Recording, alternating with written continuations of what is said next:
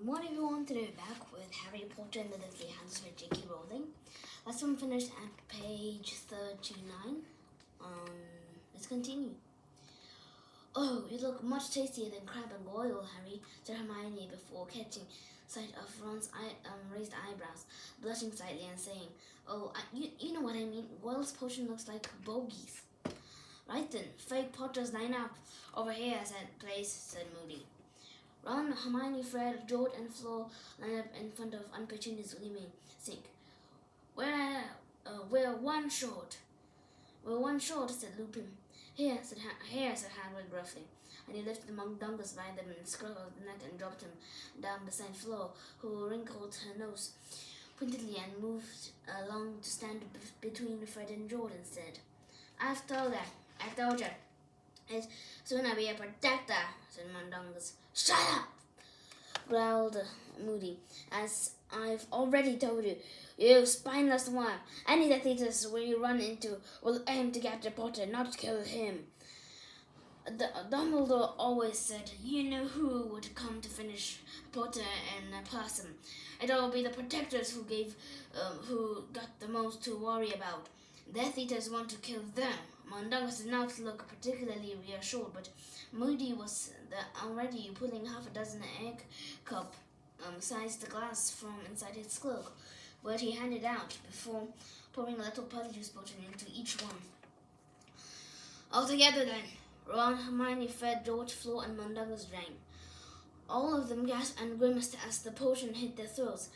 At once, their features began to bubble and distort like a hot wax.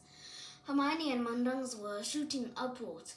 Ron and Fred and George were to shoot backwards into their skulls. Moody, quite unconcerned, was now loosening the ties of the large sack he had brought with him.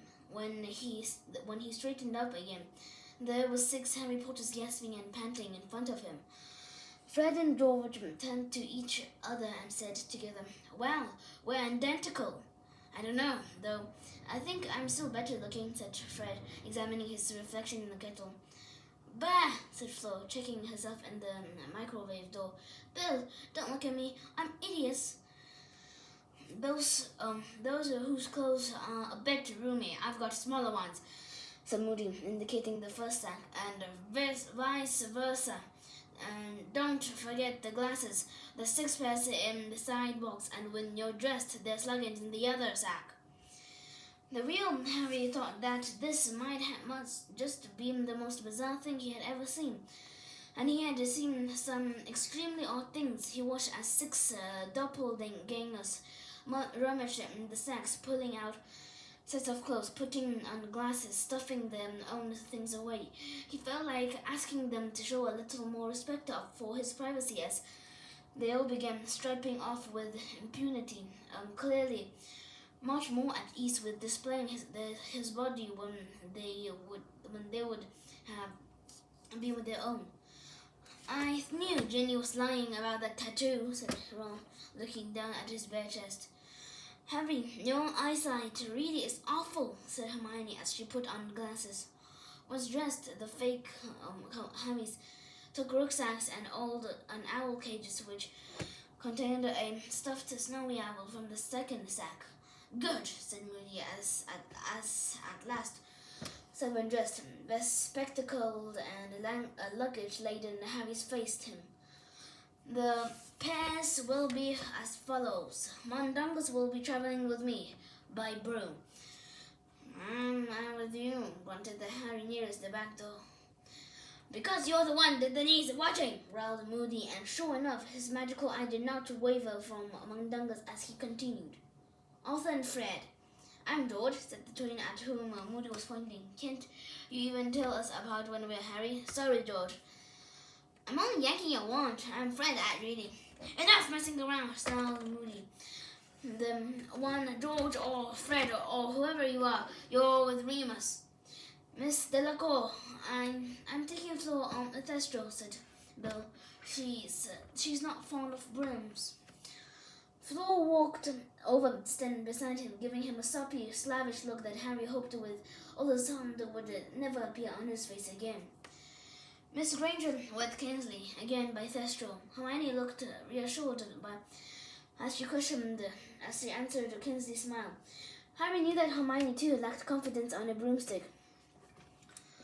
"Which leaves you and me, Ron," said Tonks brightly, knocking over a mark tree as she waved at him.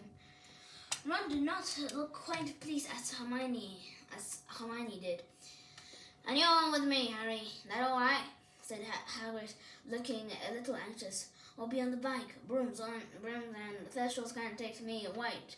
See? Not a lot of room on the seat with me on it, though, so you'll be at the sidecar." "That's great," said Harry, not altogether truthfully. "We think the Death Eaters will accept you to be on broom," said Moody, who seemed to guess how Harry was feeling. Snape's had plenty of time to tell them everything about he's not mentioned before, so if we do run into any Death Eaters, we'll betcha they'll choose one of the porters who looks at home on a broomstick. I'll write them," he went on, tying up the sack of fake porters and cloth in it, and leading the way back to the door. "I make it 3 minutes until we're supposed to leave. No point knocking the back door. It won't keep the Death Eaters out when they come looking. Come on."